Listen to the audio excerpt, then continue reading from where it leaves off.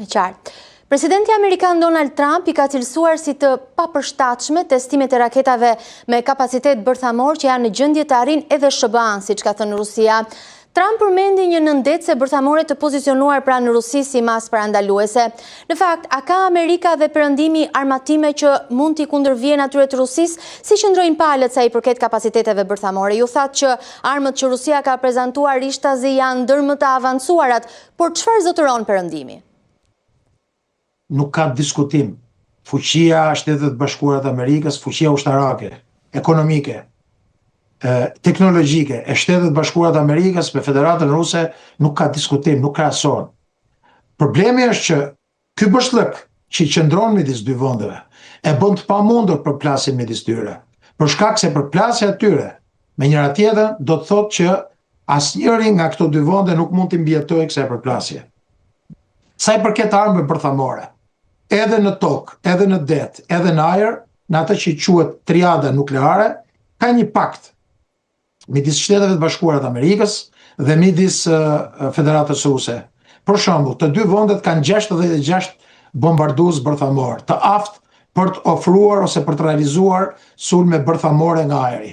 Kanë 14 deri në 16 nëndecë bërthamore, të afta për të goditur nga çdo cep I botës. Dhe në të njëjtën kohë kanë edhe një sasi të caktuar armësh bërthamore me bazë toksore, por që në këtë këndvështrim, Federata Ruse sa I përket armëve taktike dhe armëve strategjike ka një numër pak më të lartë se Federata Ruse.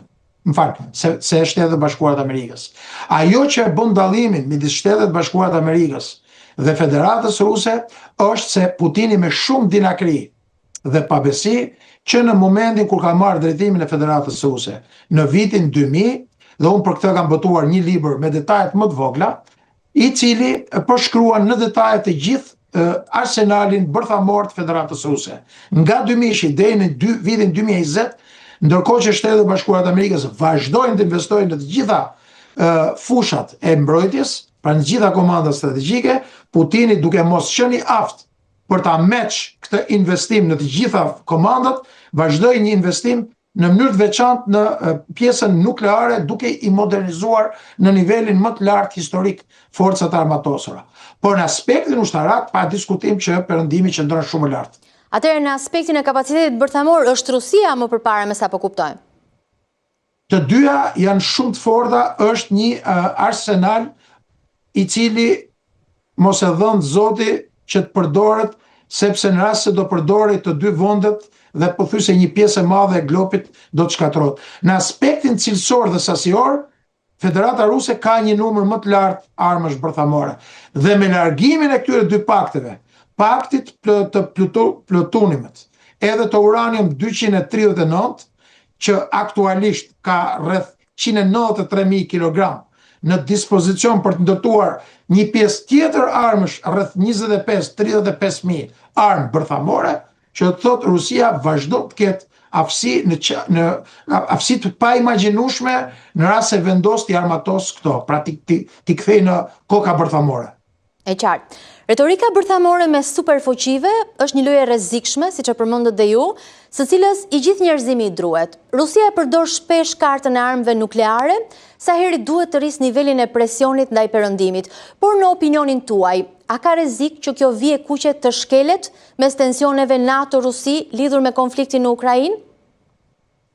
Pa diskutim që ka mundësi që të përdoret, ndoshta jo në nivel strategjik, në këto armët e këtyre përmasave që sapo diskutuam, por në nivelin taktik, patjetër, për shkak se tashmë doktrina nukleare e Federatës Ruse ka ndryshuar, e cila nënkupton që nuk është më në mbrojtje, siç e ka Kina, siç e ka Korea e Veriut, siç e ka Pakistani dhe Irani, por në rastin kur rrezikohet dhe cënohet integriteti territorial, dhe në rastin konkret, në rast se hyn në konflikt me NATO-n, pa diskutim që Rusia për të mbrojtur veten do t'i përdori këto armë. Shpresojmë dhe urojmë që mos shkojmë deri në këtë ditë, për shkak se në rast se Rusia do të marrë një vendim të tillë, do të ishte me pasoja të pakthyeshme për botën. E qartë.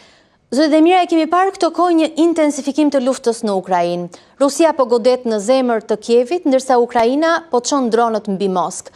Përse po përshkallëzohet lufta në këtë moment, kur në korridoret e diplomacisë po flitet pak më shumë për një marrëveshje të mundshme paqeje, edhe pse Moska i ka refuzuar deri më tani kushtet?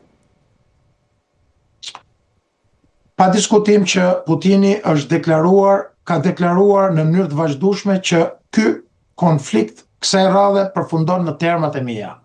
Dhe kjo është një deklaratë shumë e rrezikshme, për shkak se nga njëra anë do të jetë shumë e vështirë që Shtetet e Bashkuara të Amerikës dhe Bashkimi Evropian të pranojë kushtet e Putinit, për shkak se Putini është agresori, dhe së dyti do të jetë shumë e vështirë për ta mposhtë pa ndërhyrjen e Shtetet e Bashkuara të Amerikës, Bashkimi Evropian, Federatën Ruse.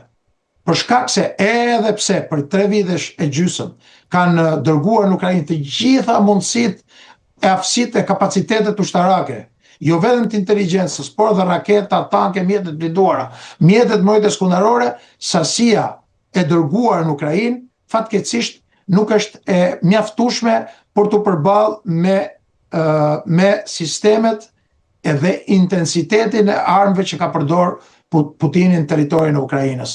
Do të duhej që përtej këtyre samiteve, përtej këtyre koalicioneve që që zhvillohen në Francë, në Gjermani, në Britaninë e Madhe, do të duhej të dërgojë një sasi shumë e madhe mjetesh, dhe unë e konsideroj të keqësisht pamoralshme nga njëra anë duke shtyrë Ukrainën, duke u bërë cop Ukrainën, dhe nga ana tjetër duke u justifikuar me luftën psikologjike pa dërguar sasinë e nevojshme